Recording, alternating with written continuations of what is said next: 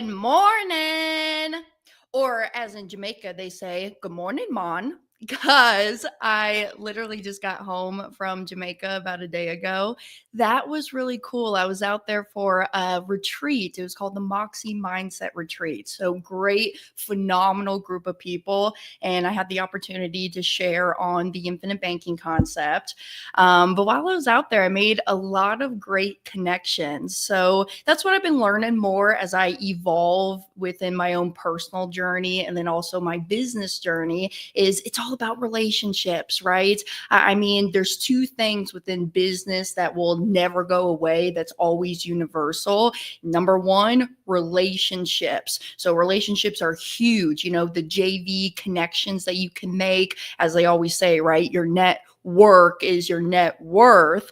And when you really start to beef up and build that network and that connection of the people, I mean, you can only go so far. And yeah, you know, one of my mentors always says, hey, the hero walks alone, which is true to some capacity, in my opinion. But I think you can go so much farther with other people. Because, right, what's that one saying?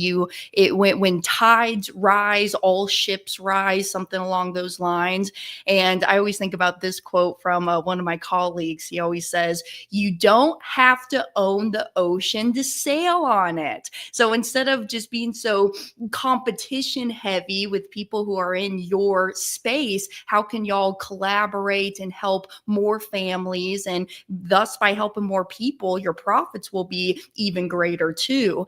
So I made a tremendous, amazing connections. And I'm going to be setting up some one-on-one conversations with all my people here soon because I am in full swing in mastermind right now because that's number two in the whole thing of what's universal within business. Number two is cash flow, right? And so my mindset coming into and really even starting the money multiplier masterminds that we've been doing now for, I think this is our 6th live mastermind, if I'm saying that correctly.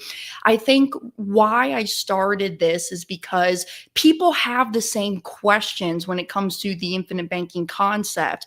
And so I was like, Dad, you know, if we could get our people together in one location, one setting, and we just pour into them all of the years of the knowledge that you have, what I have, being second generation into this, I think it could be really transformational for people, you know, because I get it, you know, not everybody is in this whole world day in and day out like I am. And if I can just overflow into other people's cups and just share my experiences, share my knowledge with y'all, you guys will understand, oh my gosh, Hannah, you're so right. I should be funneling every dollar and penny through my policies as I possibly can. So I have a podcast episode coming out on the 14th of October. So we'll be right after the mastermind. And that one I'm very, very excited about because I really get vulnerable with y'all about how I track my money standards, the cash flow, and just staying on track with myself. And I'm not feeling like I'm flying through a black box, you know? So before we get into the content that I want to talk about today, I want to share just really quick. Look at my cute little magnet. Oh my goodness. Okay, so here's my thing. I have been apparently I just grew into this collector. So what I've been doing is every country that I go to, or even just like destinations, you know, let's say I'm in Destin, Florida, or Sacramento, California, and it's stickers and magnets have been my favorite thing to collect. I take all the stickers and I post it up on my van, which, by the way, tune into Hannah Kesler YouTube channel. Hannah spelled the same ways forwards and backwards, Kesler with one S, or you can see it right there on the screen. But my van's going to be delivered literally today from Vegas. So I'm super excited about that. I'm going to be vlogging those adventures. And then also I have my July vlogs coming out today and tomorrow. There's a part 1, part 2, and then August is going to follow that. So if you want to see some of like the personal journeys and what I've been doing like with the travel and stuff, because it's been a lot of back-to-back stuff, you can go over to the YouTube channel and check out all the vlogs. So I've been collecting magnets, and the magnets go on my dishwasher in my kitchen because my refrigerator, it's not magnetic. Okay. So I was like, okay, I can't post them up there, but hey, this dishwasher, it's magnetic. So I've been a huge advocate of collecting my magnets of all the adventures and the different places I've been going. And then also I've been collecting koozies. Koozies have been fun. Like when I go to like different music festivals or different events, the koozies, I really like that to kind of track my journey. And then also like a unique little thing, and my grandma knows this one because she gets it for me every single year for Christmas, is I've been collecting butterfly things. Doesn't matter what it is. If it's butterflies, I like it and I want it to display it within my house. So it's been kind of fun. When you start to really slow down, trust yourself, enjoy the process, understanding that you need to trust the process and enjoy the journey. It's not about the destination. Just slow down. I mean, have you ever noticed that? Like you're almost like rushing through your morning routine, like you're sitting there and you're brushing your teeth and you're like, and you're like trying to get through it as fast as you can. Why do you gotta do that? Just slow down, enjoy the moment. So that's my little memo as we get into today's episode. But I thought about this topic because I really don't have plans for topics I want to come on and talk about. It's really more currently what's going on, the conversations that I'm having, the mindset that I'm in. And I had a conversation with a gentleman who is in one of my elite mastermind programs that we're in together. And one of the biggest things that he just couldn't wrap his mind around is, well, how do I really know that my money is safe within my policy and being stored with the insurance company? And it's a valid concern, right? But at the same time, here's my little my comeback with my little devil on my shoulder. Well, how do you know your money is really safe being stored within the bank or your 401k or with your financial advisor? Because no one's going to care about your money more than what you do. So you need to be in control of it. So that's one of the reasons why I feel so safe keeping my money with the insurance companies, because I'm the owner of that policy contract. I hold first rights to any cash value inside of that policy. So it's me always first in line. But I know it's a different kind of backwards thinking and mentality when we're getting in here to the policies. Okay. I know it's rethinking our thinking. That's one of Nelson's laws. And we're going to get into that in the Denver Mastermind, and more specifically, why I'm bringing out the insurance company panel. So if you want to meet, if you got policies with One America, Lafayette Life, Security Mutual Life, I have the head reps coming out, and some of them are going to be doing live talks, live presentations, and then also an insurance company panel that's going to be ran by Jeremiah Dew. Some of y'all may know Jay Dew, Jonah Dew. They go by the Banking Bros. So shout out to the Banking Bros. Go follow them on Instagram, TikTok. They're big, heavy on TikTok, and even their podcast show. But if you've never seen Jay Dew MC an event, you're in for a treat here. So I'm literally closing down registration this weekend. Okay. So if you've been thinking that you want to come out and join us and get 2 days in depth into the infinite banking concept, you need to be here, because next year, as I've been saying on my podcast show and on my vlogs, I'm going to be making some life changes. And I don't know if we're going to do a mastermind next year. I got another big event coming up in February that I will announce after the mastermind. But this is really specifically just intense 2 days. I shouldn't say intense. It's not going to be like, but in depth is maybe the word I want to use, of just the journeys that we've been on with the policies and correcting the mindset, going through the laws, your human behaviors, and just getting deep into implementation strategy. And come meet the team. I mean, everybody just sits behind a computer screen all day. It's nice to get out there and really bond and create relationships with like-minded individuals. So I'm closing down registration literally this weekend. So here's your last chance to come and hang out in Denver, themoneymultiplier.com/mastermind 2025. And then also my gift, if you use the code BANKER, you get 15% off that ticket. So come and hang out, meet the community. as Dad always likes to say, hang around the campfire with all of us because we'll be out there making magic happen. So, one of the conversations that I was having with this gentleman, and he's a brilliant guy. His business is doing very well. However, he is more analytical, I would say.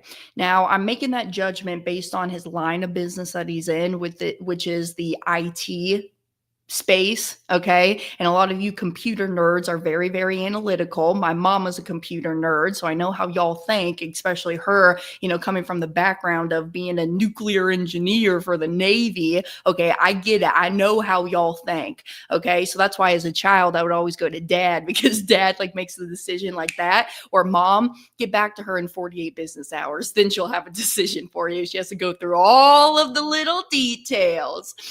But he, like I said, he was talking about how do I know that my money is safe within these policies? Because I get the concept. He says, Hannah, I get it. I understand that we're flowing the money through. I understand that there's uninterrupted compounding that's happening, but how do I know my money is truly safe? So we got into the conversation of really high level what it is. It's the difference between fractional reserve lending and what's called Austrian economics. And if you want to go out and nerd deep into Austrian economists who are out there preaching as well, there's different people that I can turn you on to. So just reach out to me. I'll put my email right there. I'll go and give you some resources of who you can go and listen to.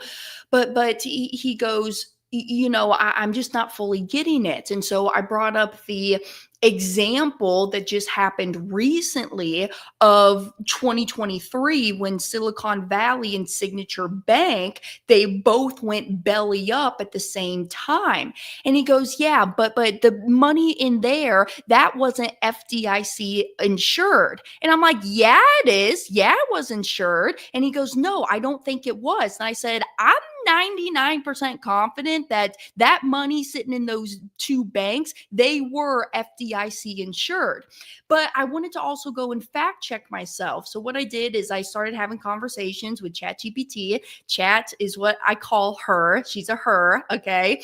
And hey, AI is really cool when you start to communicate with it like it is your assistant. Like it does have its own thoughts, and you're building that relationship with your AI bot almost. This is so crazy that we're sitting here talking about like AI is like a person, right? I give it names, but also at the same time, it's not unnatural because I give my van pronouns as well. My van is a she.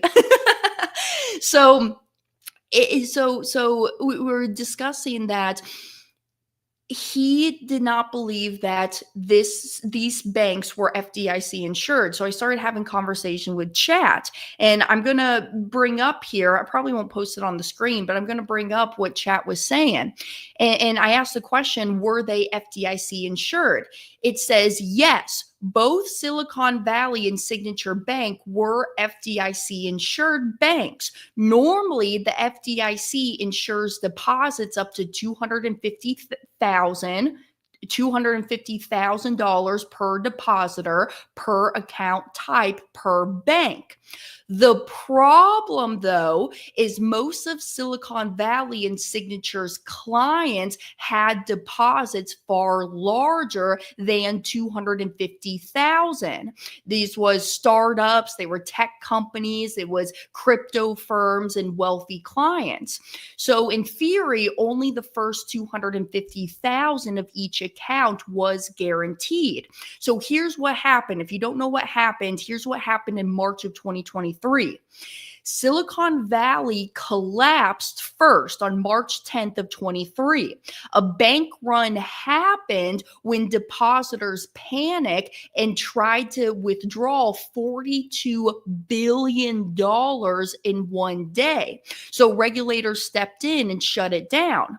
Signature Bank collapsed 2 days later on March 12th of 23, and it was also hit with a wave of withdrawals, especially because of its ties to cryptos. And regulators closed it quickly to avoid wider kind of, I don't know what the right word is. They basically, regulators stepped in, right? So the Fed, Treasury, and FDIC response is they declared both banks' failures a systematic risk exception, which I don't totally understand that one. We'll get deeper into it. But that meant, oh, here it is. Here's our answer. That meant the government guaranteed all deposits, even those above the 250,000 FDIC limit. In other words, depositors were made whole, but shareholders and bondholders were wiped out. Okay, I get that. So basically, they went in and they actually gave more to their depositors than what they were actually on the hook for. So, what mistakes did the banks make? Well, Silicon Valley, they had bad interest rate risk management and the client concentration risk, meaning that most depositors were startups and venture capital firms. Once fear spread, the tech community moved in lockstep to withdraw funds, accelerating the bank run. Okay, I got that. So here's the biggest thing, the differences between the insurance companies, mutually owned insurance companies that have been around since the late 1800s, early 1900s, and these commercial banks out here is, number one, they're not investing in the same things, right? So these banks, they will lend to, let's say, low income families for a mortgage. They will lend on startup companies, right? More riskier investments, whereas the insurance companies, they don't lend on that. What they truly have within their portfolio is really bonds. They purchase a crap load of bonds, and these bonds are fixed interest rates. So whatever's happening within the environment of the interest rates, it doesn't matter because they locked in those bonds prior years, way down the road, like 30-year fixed index bonds. So they have a large portfolio there, but then the insurance company also does invest in other things. Like if you ever see like the big shopping centers, the sporting arenas around, I mean, most of those are funded by insurance companies. So they do invest in real estate, but then they got to keep cash on hand because when a policy owner wants to take out a loan, they have to have that money because, as I said earlier, you as the policy owner, you hold first rights to any cash value that's in that policy. It contractually says that within your policy contract. So that's why they can never deny you access to the cash value in the form of a policy loan or a policy withdrawal.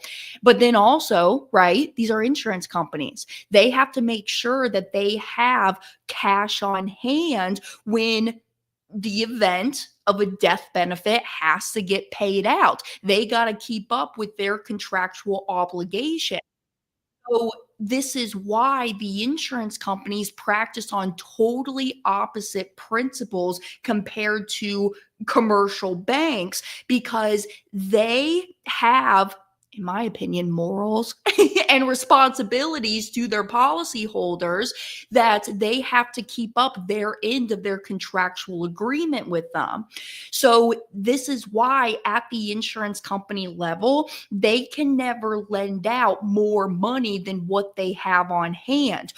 In sense, $1 has to protect $1 that's loaned out from the insurance company, and they can never lend out. It always has to be equal with the $1 in their reserves, has to protect that $1.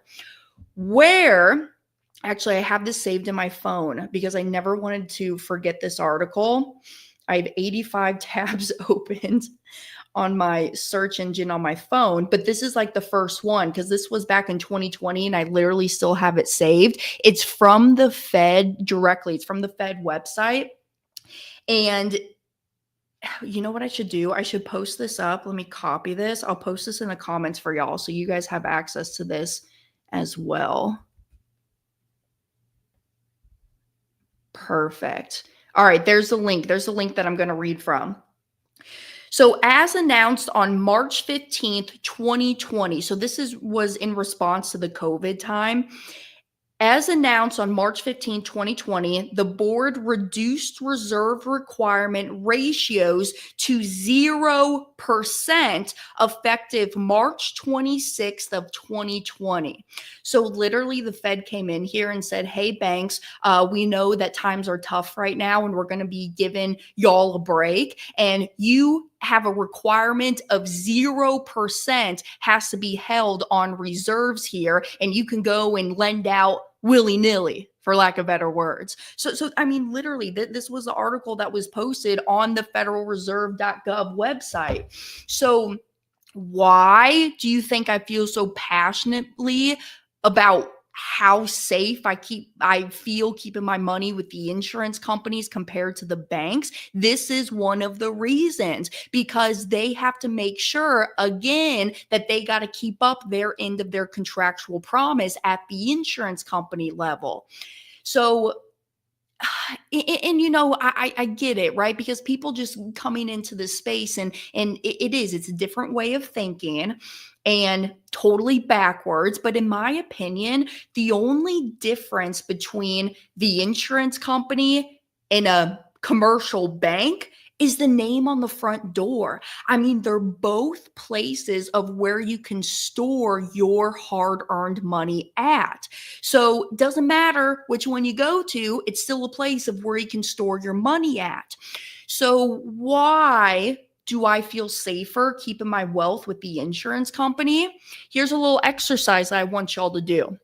So pull out your notebook, pull out a pen and a piece of paper. Okay, so I have mine right here. Pull out a pen and a piece of paper, and we're going to make a big T chart out of it. Okay, I just wrote big T. It's nothing fancy, just a big T chart here. And on the left-hand side, we're going to put bank. Bank, banks, doesn't matter. Left-hand side, we're putting banks. Right-hand side, we're putting mutual life companies, just abbreviated. So mutual life insurance companies, okay? You following? Following? And let's really compare the differences between banks and mutually owned insurance companies. Well, number one, in my bank account, I don't know about y'all, but I'm earning less than 1% inside of my checking accounts. So let's just say it's 1% is what I'm getting at the bank, okay? So then I put a little 1% there. Now, I do understand, Hannah, but there are some banks that are paying us 3-4%. Okay, yeah, I get it, but very limited amount of banks. And we can even get into a deeper conversation about that of, well, what happens when you want to use your money and you got to withdraw it from the bank? Are you still earning that 3-4%? Probably not. No, you're not. And on top of that, the money that I am keeping in my bank account, let's say it's 1% interest that I am earning, do you think that's taxable or tax-free growth? It's taxable growth. I mean, I get taxed on the money that I keep inside of my bank account. So underneath my 1%, I wrote taxable. Now, in comparison to my policy, I get a guaranteed interest rate inside of my policy. Depending on the insurance company, it can be anywhere from 2% up to 3.75%, depending on the insurance company and that specific product. But let's say that I earn 3% is my guaranteed interest inside of my policy. I'm not even going to talk about the dividends. I'm just going to talk about the guaranteed interest rate. In my bank account, you don't get dividends, but in my policies, I do, and you're working with mutually owned insurance companies. But again, we're not going to go into the dividend route. So I get this guaranteed interest in the policy. Do you think that's taxable or tax-free growth? That's tax-free growth. So underneath that, I'm writing tax-free. Okay, following up to this point. Now, I do agree on both sides of the ledger here. Both of it is liquid money. Okay, so in comparison, they are both liquid accounts. And liquid, in my definition, is I can turn this into physical cash within 30 days. That's my definition of liquid, is I can turn this into cash within 30 days. So I do agree both of them are liquid money, but the difference is in my bank account, I don't have a death benefit. So no death benefit in my bank account, but in my policy, I do have a death benefit. Go back to last week's episode when we talked about the importance of your insurability, okay? Because it's not an if it happens, it's a when it happens. And I'm going to go off on a quick little tangent real quick. I kind of said it last week too, but y'all, seriously, you guys will spend buku bucks and money on all of this if insurance, the fire insurance, the flood insurance, the car insurance, the pet insurance. But we tend to neglect the insurance that's actually guaranteed to happen. I hate to break it to all of y'all, but there's a guaranteed expiration date where God's going to call me back home, and it's going to come. I don't know if it's going to be tomorrow, a few months, a few years down the road, but it's going to happen. We all have a guaranteed expiration date. So when that time happens, I want to leave a legacy. No matter if, let's say, because right now I don't have children, I don't have a spouse, but I have some charities that I'm very passionate about. You can literally give that death benefit money lump sum tax free to those charitable organizations that you also feel passionately about. So just some ideas, because I know that comes up sometimes. Well, Hannah, I don't really care about my death benefits. I'm just really care more so about my cash value. And I get where the mindset's coming from.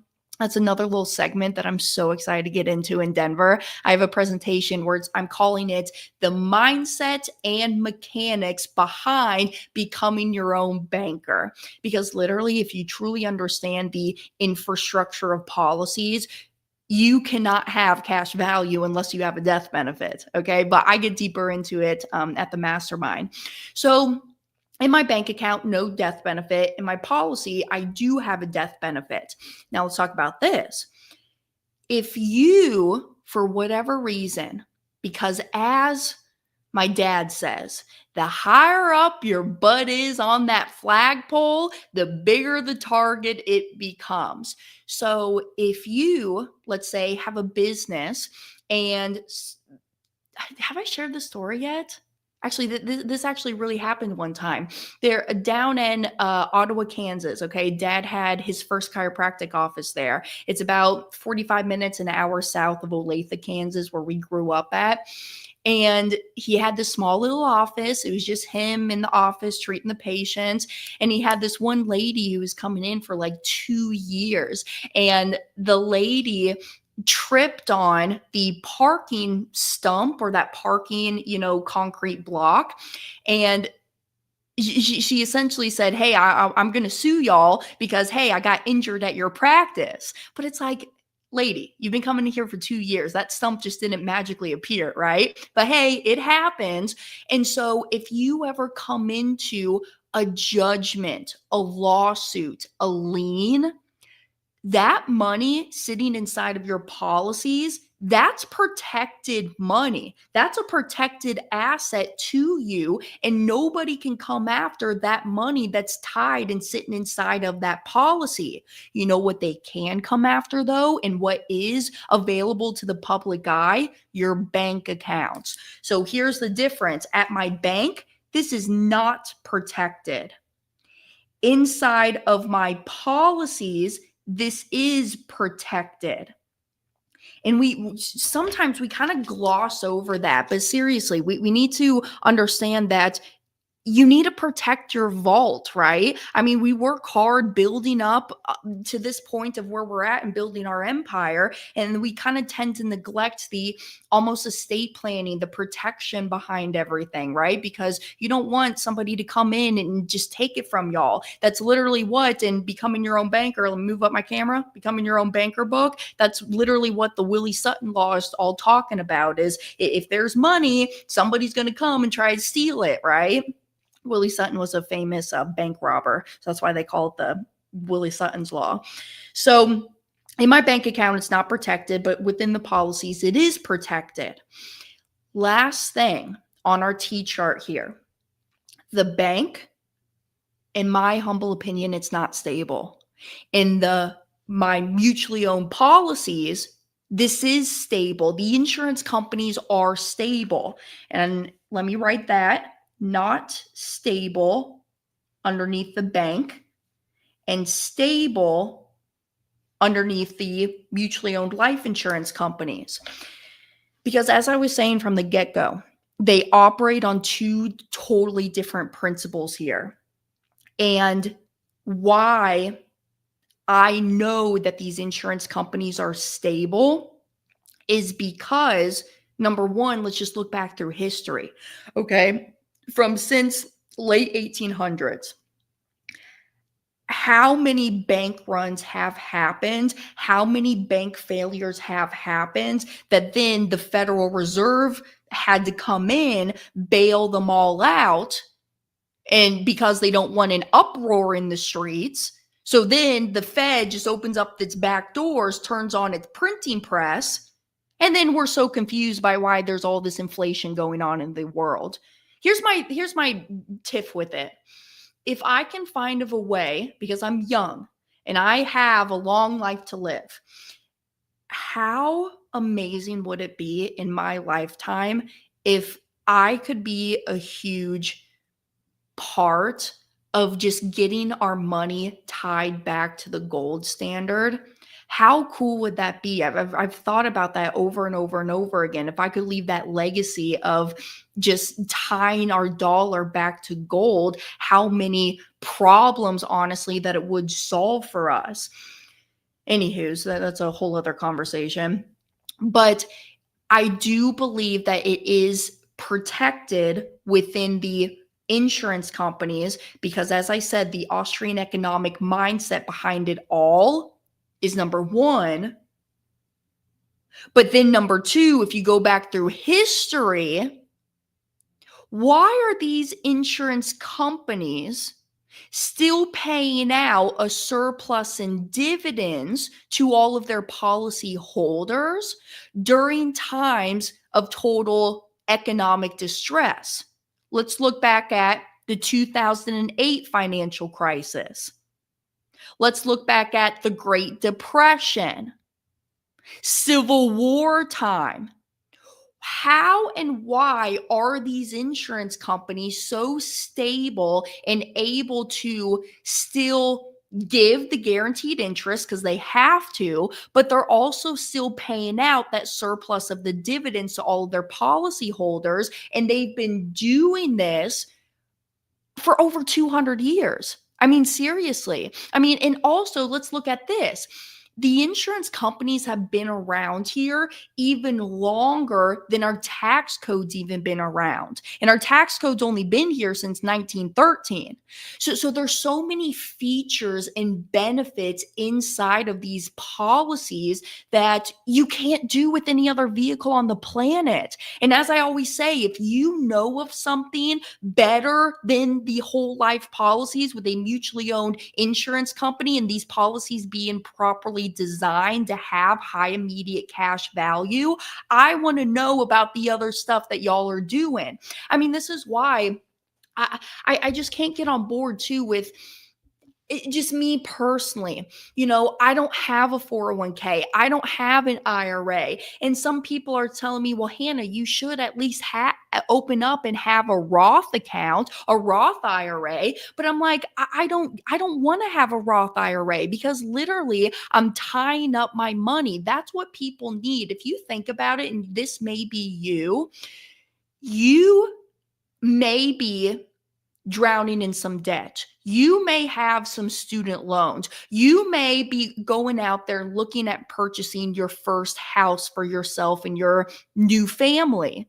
And you need this money, but your money is tied up in other avenues that you can't access until you're age 59 and a half, or you're limited to what you can use the money for. So that's why I don't store my dollars in any other qualified government sponsored plans, because I want access control and freedom over my money when I want it, and I want to use it for whatever I want. So I put together like this little one liner, one pager, we'll call it. And this is showing us why mutually owned life insurance companies are safe. So let's just go through it. Mutually owned life insurance companies are among the safest financial institutions in the world, and here's why. Number one, the structure. Policyholders are owners, not outside shareholders. Profits are shared back with you in the form of dividends, not extracted by Wall Street. This creates long-term stability and alignment. Ooh, and we love that word alignment. That's what I'm trying to truly live every single day of my life, is coming from a place of total alignment. Number two, regulation. Life insurance companies are heavily regulated at the state level and must hold strong reserves to protect policyholders. They undergo strict audits to ensure the solvency. And this is a big one too, because the question I get, well, Hannah, if insurance companies are not federally regulated and they are regulated at the state level, well, what happens if an insurance company does go belly up? And there was this occurrence that happened. Oh my gosh, when did that happen? That was a few years ago, when a mutually owned company did demutualize. Because what happened is that this company in specific, they came under some new leadership. And that's when you start to see the tables turn. Oh my gosh, I'm thinking back at like my other house, my old HOA. That's literally why I moved to this condo here, because they came under some new leadership. And I was like, I'm not vibing with all of this. This is not a fun community to live in. Deuces, I'm out. So really leadership, and it all really starts at the leadership level, no matter where you're at within your family leadership, your business leadership, personal development leadership. It all trickles down from there. So leadership is truly very, very important. And when it came into this new leadership, they were making bad money moves. And so there's a group or organization, if you will, called the Guarantee of Association. And this Guarantee of Association goes out and it governs all of the insurance companies. And when they govern them, they produce out a report. They literally look at the books and they post out this report. And I'm going to come over here and I'm going to type it into the chat box. And it's called the Comdex scores, COMDEX. And this is a public report that you can go and just Google it. And it's a report that gets posted out monthly. And you can see how these other mutually owned insurance companies rank side by side. So you can see this, and especially if you are an educator on IBC, the infinite banking concept, just as for your own ethics and morals, in my opinion, you should be looking at this report on a monthly basis. That's what I do. So then I can kind of see, okay, how is this insurance company trending? And you would notice when that one insurance company demutualized, you could see that their score was going down on that Comdex score. And you saw it way before it happened and they demutualized. But here's the thing. Even if a company is kind of going belly up in the insurance company space, what the Guarantee of Association will do is they will have a larger insurance company come in and buy out that business. That's what they do. They come in and they buy it out. And that other company could be a mutual company, could be a stock held company. And worse comes to worse, if it's a stock held company and they come in and they buy out this other mutually owned company, okay, now this company is no longer mutual, but guess what? This is a policy contract, and I have a guaranteed interest that you insurance company has to pay me every single year. So worst comes to worst, if something happens at the level of that insurance company where they are starting to trend down, and a stock held company comes in and buys them out, worst case scenario, I'm just not going to get dividends moving forward. But you know what else I have though? It's that guaranteed interest rate that they have to pay me. I still have access to my capital. I still have a death benefit. I can still use the cash in my policy to go and buy and finance the things for myself. So it is something that we should be thinking about. You know, where are you storing your vault at, and how safe is that storage of your money? And also diversify the things. I know we talked about that too, but seriously, diversify into different asset classes to protect yourself, not putting all of your eggs in one basket. I mean, this is why I personally have policies with different insurance companies and not just one, because number one, you know, if I'm going to be an educator on this and I'm going to work with different insurance companies, I need to know what it's like to be a customer or a consumer of those insurance companies. But also, it's just allowing me to not put all my eggs in one basket, for lack of better words. So number two, the regulation is so super strong. Number three, the track record. Many mutual companies have paid dividends every year for 100 plus years consecutively through wars, recessions, and market crashes. This demonstrates unmatched resilience. Number four, conservative investments. These companies focus on safe long-term assets like bonds and real estate and not risky speculation. The priority is preservation and growth of your money. Let's say that again. The priority is preservation and growth of your money. Number five, financial strength ratings. Independent agencies such as AM Best, Moody's, and Standard & Poor's consistently ranked these companies at the top of stability and reliability. So bottom line, mutual companies are designed to protect your money, grow it safely, and deliver guarantees you can count on. Let's highlight and emphasize guarantees. That's all that we're after. That's why they are the foundation of the money multiplier method. So I can send this doc out to y'all if you guys just want this one pager to kind of come back in and look at as time goes on.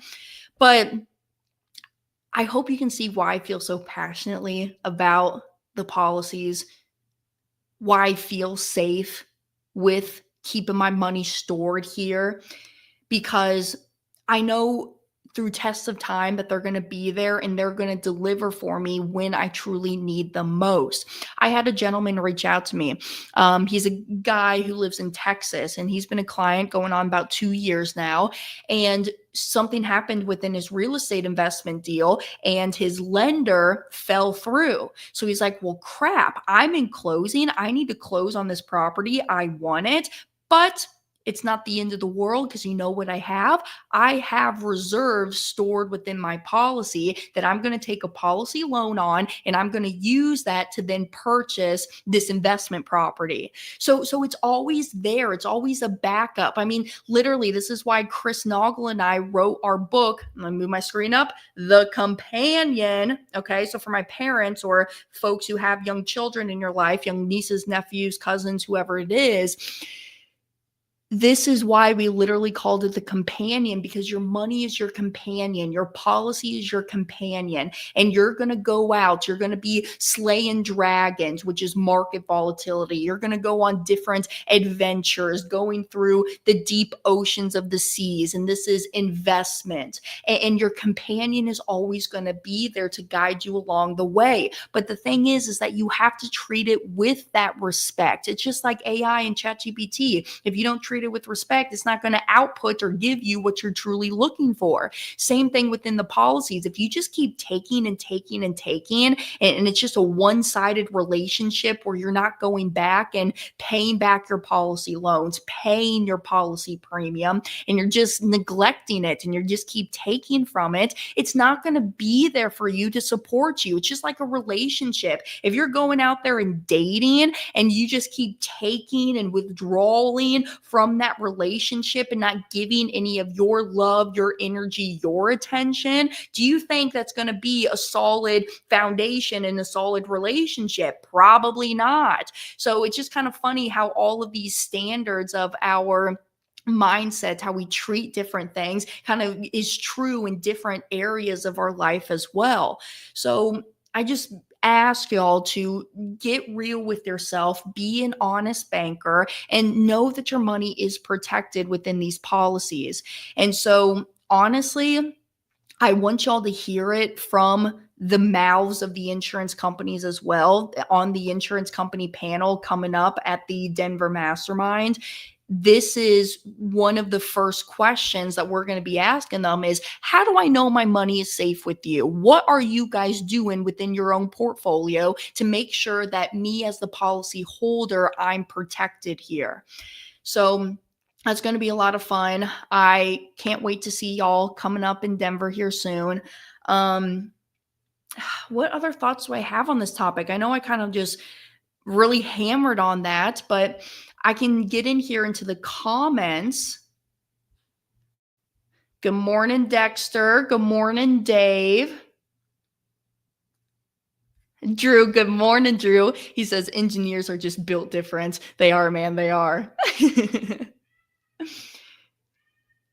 Oh, good job, Rob. He says, who on earth wouldn't care about the death benefit? Rob, I'm telling you, there's a lot of people, especially people my age, my Gen Z, my millennials. They're not thinking that far within the future. They don't have spouses. They don't have children. They don't have that priority. It's really just them being that solo person. So I hear it sometimes, but you're totally right. Who on earth wouldn't care about the death benefit?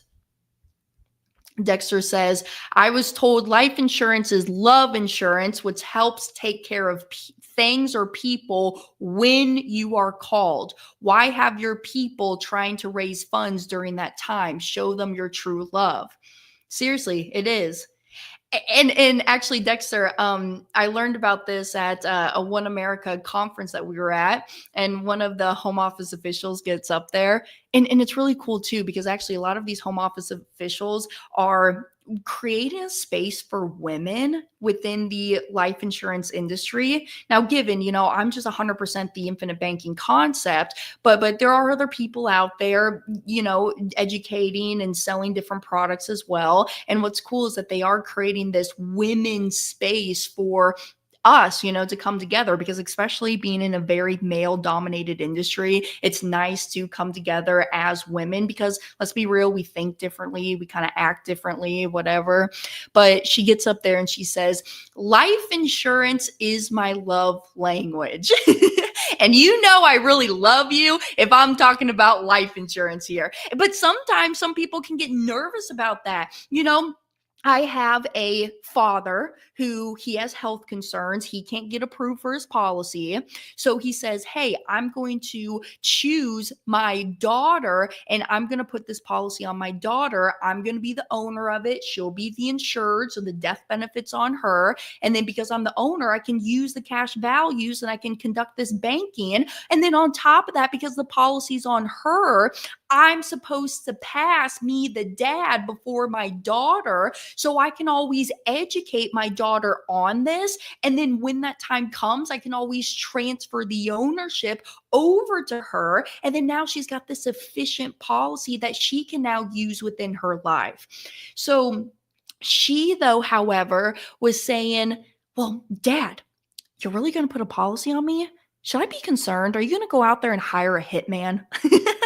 Which I get it. Some people, it's just not a normal conversation, a normal way that we live, right? Because life insurance is kind of a taboo subject. Why do I need life insurance, right? So if you do that, we will bury you in gold. Oh, Dexter, you're so funny. Talking about the gold standard. That part. If I want to go have a party with my money, don't tell me I can't. Oh, Enric. Hopefully I'm pronouncing your name correctly. So Enric says, I'm drowning in debts and light me on how to get out of debt. Hey, Enric, what you need to do, if this is your first time here, welcome to the show. We are here every Thursday morning, 9 o'clock a.m. Eastern time. Yes, I was a little late today. I had some technical difficulties. I'm still trying to figure out the StreamYard stuff. But you should go to this link, themoneymultiplier.com/presentation. Click on the button, watch Brent now. And in that presentation, there is the debt payoff, the map example. Because Enric, we were in the same boat with y'all. I mean, dad, when living in Kansas City, and he was a chiropractor. He first learned about this in '06, thought it was too good to be true, never started till '08. And back in 2008, he had almost $1 million of debt. And that's what we did first, is using the policies to go and pay off the debt. And that's my first advice. Use your policy to pay off any of the bad debts first, because not all debt is bad debt, but use it to pay off the bad debts first, and then shift it to, okay, now I freed up the cash flow. I have control back in my hands. How do I bridge this gap between the debt payoff to now wealth building? But conversation for another time. So Enric, start there, start with the presentation. And then from there, if you want to connect with a money mentor on the team or even myself, it'll take you there. All right. Rob says, I took out a policy loan to buy a rental property, and the mortgage company wanted a copy of my policy because they said they needed documentations of the loan. I was so pissed. It happens. Sometimes you need to show, if you're going out there qualifying for a home equity line of credit or a new mortgage, you're going down to the conventional bank asking to borrow money, and they want to see your debt to income, your net worth, where's your money being stored at. I mean, it's very easy. There's a one-pager. If you are a member of the Money Multiplier, reach out to your implementation agent. They can get you that documentation. I think as well, it should be online through your online portal, that you can get that one-pager as well that shows the death benefit and the cash value amounts within your policy, because your policy is an asset to you. So if you are going down to the bank asking to borrow the money, this policy shows in your net worth. So Rob continues to say, so I gave them a shortened version of it. So good, y'all. I know this is just one moving part, okay? And that's why I'm here every week. I want to touch on different topics, things that are important to you. And when I was having that conversation with the gentleman that got me here to, asking the question of how do I really know that my money is safe there? I was like, I understand where you're coming from. And sometimes, being in this world since I was 18, now 26, sometimes you kind of forget what it's like to be new in the space, right? I was having a conversation with my one girlfriend, Miranda. So Miranda and I, we were the ones that went to Jamaica together to go to this retreat.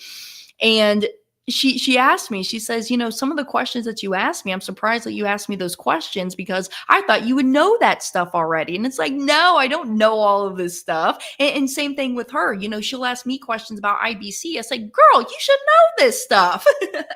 So it's a different mindset. It's a different way of thinking. It's a proactive thing that you got to keep going day in and day out on. It just keep training that mindset to think in this new path. If you guys haven't watched the backwards bicycle video on YouTube, that's a huge, great resource as well. A lot of people love it. I haven't really had time in my presentations to play it because of my length of time when I get up on stage.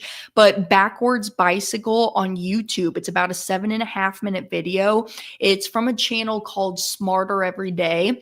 Watch it, 7.5 minutes. Once I end this live stream here, you should go over there, watch that backwards bicycle video, and just keep reviewing it. If you got to come back and keep reviewing it time after time, do it, okay? Because it's just going to be better for yourself anyways. Because again, if you are not controlling your money, who's going to be controlling it for you? Okay? So seriously.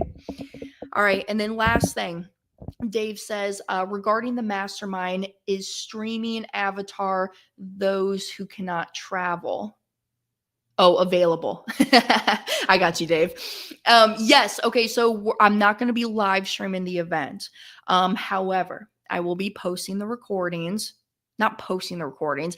I'm going to be recording the event, and then the event recordings can be purchased after.